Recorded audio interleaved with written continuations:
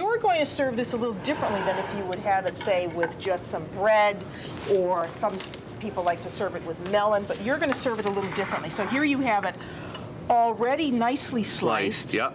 Pretty good. Okay. I'm getting better at this. Beautiful. It takes practice. And my job for this presentation is to do the basil. Yeah, we're going to do some fried basil. Okay. And we're also going to serve it with some a chopped olive and pepperoncini relish. All right, which we're gonna pepperoncini, drizzle. so it's going to have a little hotness. A little bit of to it. bitness and a sweetness from the basil. So you're going to do hot, sweet, and salty. So everything's going to kind of come together at one shot.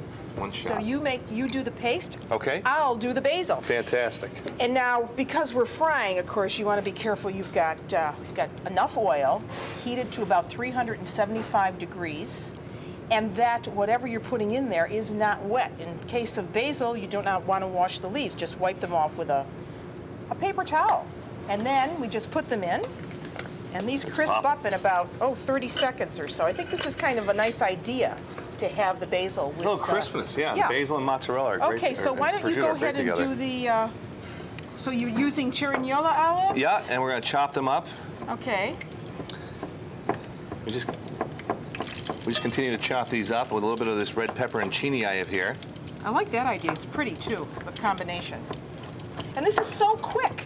You do not have to spend a lot of time trying to think up an interesting antipasta, because if you start with really good ingredients to begin with, in this case, the Prosciutto di Parma, how could you go wrong? You can't go wrong. All right, so here are the basil leaves as you want them, and you just let them drain on paper towel.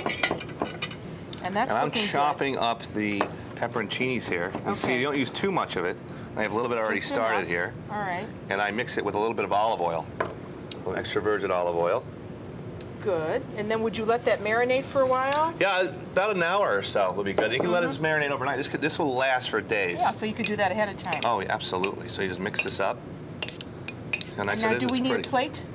Well, we have this right here. We're gonna put we're gonna drizzle it right on top of the prosciutto. This is a great idea. Of course, we're in a restaurant, so this comes we to your table like this, right? Right, at Rustic Kitchen, we serve them on this little wooden boards that we have here. That That's we put neat. them right on there, a little butcher paper. Okay. So it's a nice presentation. Then we have this chopped up relish. And it's just drizzled right on top, see? Wow, this is a nice idea. Beautiful. And then I assume that this just goes over right the on top. Just scatter them about. Oh, boy. Beautiful.